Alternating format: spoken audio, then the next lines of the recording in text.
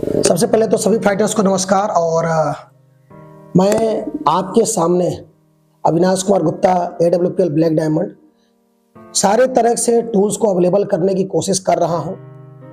Best से best plan, best से best follow up, जिसके वजह से आपको फील्ड के अंदर प्लान फॉलोअप करने में आसानी हो और आपकी ग्रोथ तेज हो।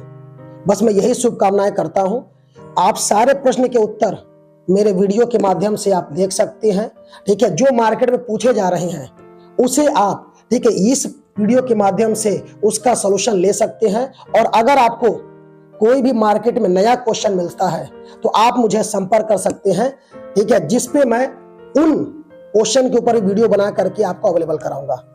तो बस इसी तरह से मैं चाहता हूं कि जैसे AWPL की वजह से मेरी जिंदगी बदलाव हुआ है, वैसे आप भी अपना AWPL में भविष्य लगा करके अपना भविष्य बेहतर कर सकते हैं।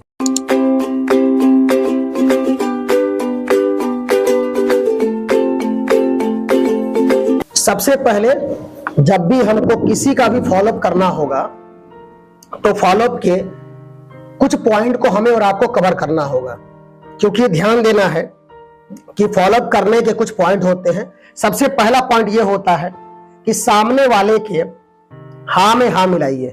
कोई भी वो बात कहता है तो आप उसका आदर पूर्वक सत्कार कीजिए कि नहीं सर, बिल्कुल आप सही बोल रहे हैं, मुझे भी ऐसा लगता था। दूसरा पॉइंट, ठीक है, उसी का सवाल उसी से पूछे, यानी सवाल ही जवाब है। उसका सवाल उसी से आप पूछेंगे तब जाकर के। कई बार ऐसा होता है कि सामने वाला जो प्रश्न कर रहा है उसका उत्तर उसको स्वयं भी नहीं पता होता, तो उसी का प्रश्न उसी से पूछेंगे, फिर समझाने पे वो ज्यादा बेहतर समझेगा। क्लियर है? तीसरा पॉइंट, ठीक है, उसका लॉजिकली उत्तर दीजिए। लॉजिक, ठीक है, लॉजिक के साथ कि आखिर में ऐसा मैं क्यों बोल रहा हूं, कोई फार्मूला हो गया या कोई रीजन हो गया जो मैं समझाना चाह रहा हूं उसको। क्लियर है? नेक्स्ट आता है कैलकुलेटिव आंसर दीजिए। ऐसा नहीं कि कुछ भी बोले जा रहे हैं, कम शब्दों में ठोस बात कीजिए, कैलकुलेटिव आंसर दीजिए। ठीक है कि हाँ सर ऐसे करेंगे तो ये चीज आएगी। नेक्स्ट क्या हो गया? लास्ट में इमोशनली, मतलब कि कोई भी व्यक्ति, क्योंकि हमारा जो हिंदुस्तान है ये इमोशनल कंट्री है, यहां पे हर व्यक्ति किसी के लिए कुछ भी करे, कहीं ना कहीं उसका अपने परिवार से इमोशन जुड़ा होता है। तो इमोशनल के ऊपर बात करनी है और लास्ट में मोटिवेशनल बात करके फ्री कर देना है। क्लियर है? तो ये कुछ बातों के तहत जब हम जाएंगे तब हमारा फॉलोअप क्या होगा? सही होगा। क्लियर हो गई बात? तो सबसे पहला क्या रहा? हाँ में हाँ मिलाना। दूसरा, उसी का सवाल उसी से पूछ लेना। तीसरा, लॉजिक आंसर देना। चौथा, कैलकुलेटिव बात करना। पांचवा, इमोशनली बात करना। छठवां, मोटिवेशनल बात के साथ अपने बात को समाप्त करना। तो सबसे पहले सर नमस्कार। और मेरा नाम अविनाश कुमार गुप्ता हुआ। सर आपका शुभ नाम क्या होगा? राजू अग्रहरी सर। राजू अग्रहरी सर, चलिए बहुत अच्छा सर, मिलके काफी आपसे अच्छा लगा। मुलाकात आपसे हमारी पहली बार हो रही है, लेकिन अमन सर जो हैं आपके विषय में बड़ी बातें कर रहे थे, बहुत आपकी तारीफ कर रहे थे, तो मुझे लगा कि एक बार राजू सर से चल के मिलना चाहिए, क्योंकि अमन सर ने बताया कि राजू सर जो है बहुत ही सुलझे हुए नेक नियत के व्यक्ति हैं, मेहनती व्यक्ति हैं, ईमानदार व्यक्ति हैं, काम करना चाहते हैं सर, लेकिन ना जाने क्यों उनके मन में कोई प्रश्न अटका है या क्या बात है कि उन्होंने हमारे साथ काम की शुरुआत नहीं की।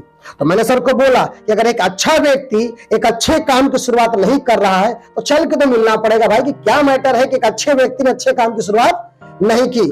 तो मुझे वाकई जो सर ने बोला था, मैं आपसे मिला, मुझे बहुत अच्छा लगा सर। ठीक है, लेकिन अब बात वहीं आके अटकती है, कितना बेहतरीन काम जहां पे हजारों लोगों ने अपनी जिंदगियां बदली है, लाखों लोग बदल रहे हैं, तो आखिर में राजू अग्रहरी सर ने हमारे साथ इस नेक काम की शुरुआत क्यों नहीं की, जहां पे सेहत की बात करनी है, जहां पे लोगों को प्रोडक्ट दे करके दुआ कमानी है, जहां पे खुद करोड़पति बनकर के दूसरों को भी करोड़पति बनाने का ऑप्शन हमारे पास है। तो मैं जरूर जानना चाहूंगा राजू सर कि आपके मन में क्या ऐसे प्रश्न है जो आपको इस संस्था में काम की शुरुआत करने से रोक रहे हैं, तो मैं जरूर जानना चाहूंगा सर। सब कुछ तो अच्छा है सर, अगर कंपनी भाग गई तो।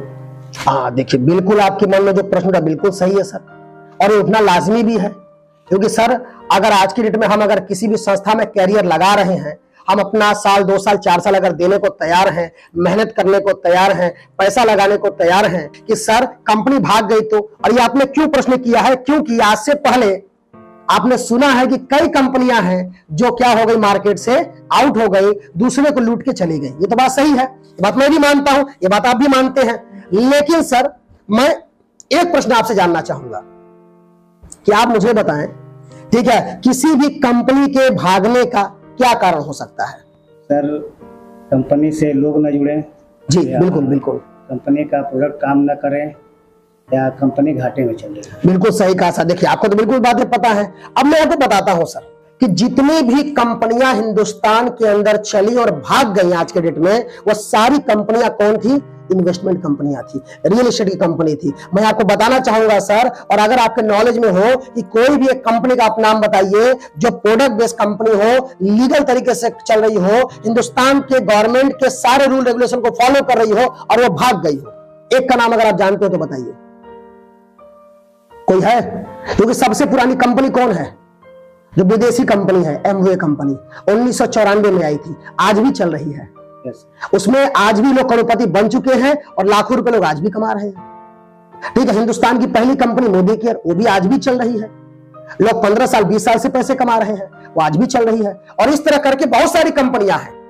ठीक, आईएमसी हो गया, वेस्टीज हो गया, सिक्योर लाइफ हो गया, ठीक है, स्क्लेपियस हो गया, बहुत सारी सी कंपनियां हैं जो आज भी चल रही हैं। लगभग 15 साल 20 साल जब से खुली है आज तक रन कर रही है। Yes sir. तो कोई कंपनी भागी क्या? कौन भागा? मैं बताऊंगा। जो बोला 1 लाख दे दो और अगले साल 2 लाख ले जाना, ठीक है, 5 लाख दे दो, अगले 2 साल बाद 10 लाख ले जाना। अब सर सोचने की बात क्या है, हमारे आरबीआई का रूल है जो कहता है कि कोई भी पैसा 10 साल में डबल होगा। कितने साल में? 10 साल में। आप अभी पैसा बैंक में डाल दीजिए, डाकखाना में डाल दीजिए, 10 साल में डबल होगा। ये बात सही है ना? 1 लाख का 2 लाख होने में कितना समय लगेगा? 10 साल। और एक कोई दूसरी कंपनी आती है, जो प्राइवेट संस्था आती है, वो बोलती है कि 2 साल में 10 का हम 20 कर देंगे। तो फिर उस समय हमको नहीं सोचना चाहिए कि 10 का 20 कैसे कर देगी, जब गवर्नमेंट जो है आरबीआई के रूल के हिसाब से चल रही है।